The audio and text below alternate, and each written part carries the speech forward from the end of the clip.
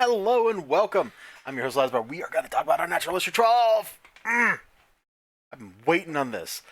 I didn't read this copy right here. He's just living in his bag, and he's in great shape. We're just going to set it aside. This one, though, somehow between my house and the comic book store, picked up this dog ear on the bloody cover. So this is the one. Here, let's get that so you really see it. Yes, see, there it is. That's the one I read. You know? Huh. Maybe there is some reason to have variant covers, so I end up buying two of the book and have a reader and a non-reader copy. It's still dumb though.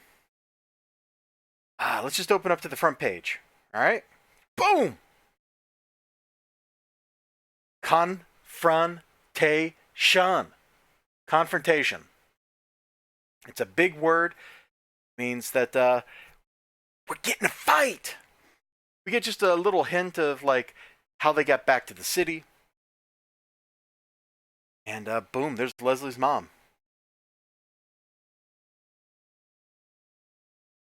Who is one messed up in the head chick. Gosh. I guess we'll just go to the confrontation. Let's just go to the confrontation.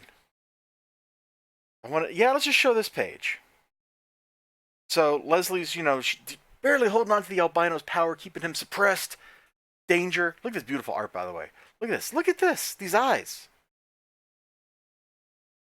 A little, the speckling over the nose. I guess it's like the pig version of freckles or something.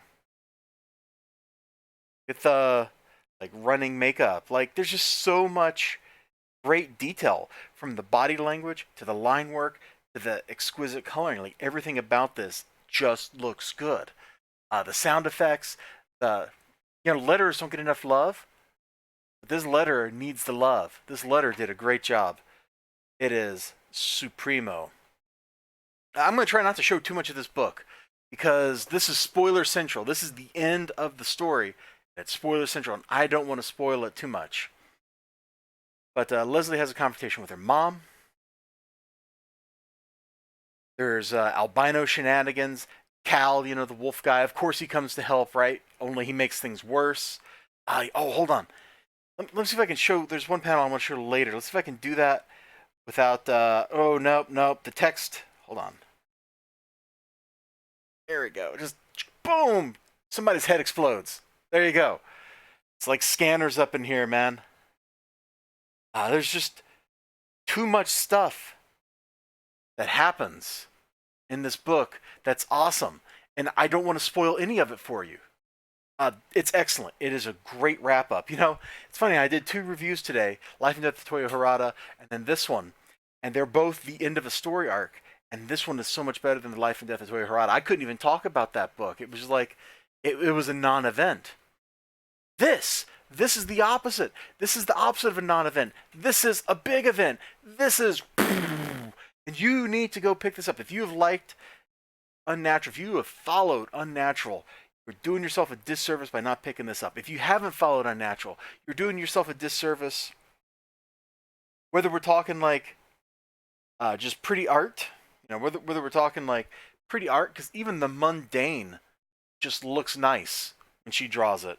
Even just the mundane looks nice. You're doing yourself a disservice by not buying this.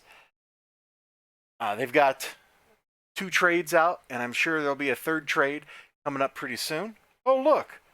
On September 11th, Unnatural Volume 3. You should check that out and get in on this before it's too late, before these never, they go out of print and never get reprinted or anything. It's excellent.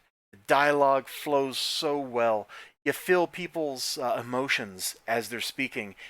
When people lose it, they lose their temper or whatever, when they lose control, you feel it. You understand where they're coming from, where their insanity, where their madness, where their anger, their grief, everything. It just flows from one panel to the next. Art's gorgeous, and if I had a copy that had no words in it, maybe I'd show you more of the book.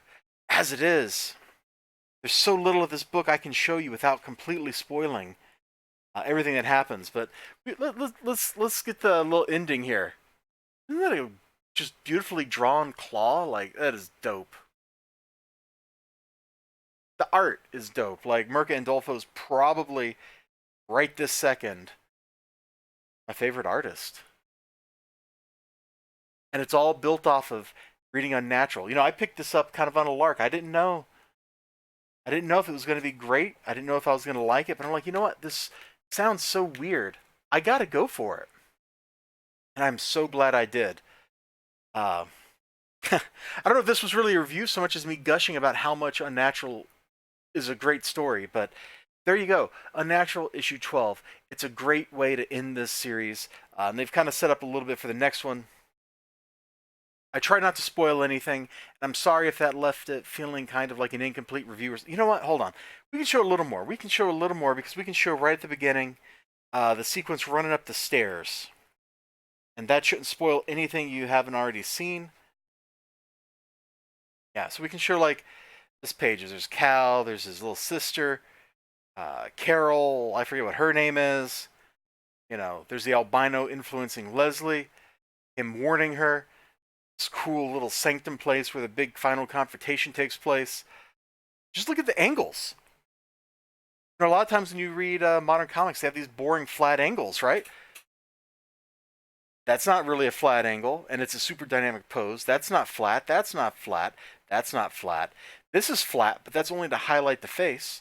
That's not flat. That's not flat. That's an action shot. It can get away with being kind of flat. Look how dynamic it is. Not flat. That's flat, but it's not really a panel on its own. It's a bridge to get you to the next panel where there's just little enough happening here, these couple of panels, that you can take a breath before you get into the chase sequence on this page. Look at the emotion on her face. So good. It's so good. It's so good. Go buy it. Go buy it right now.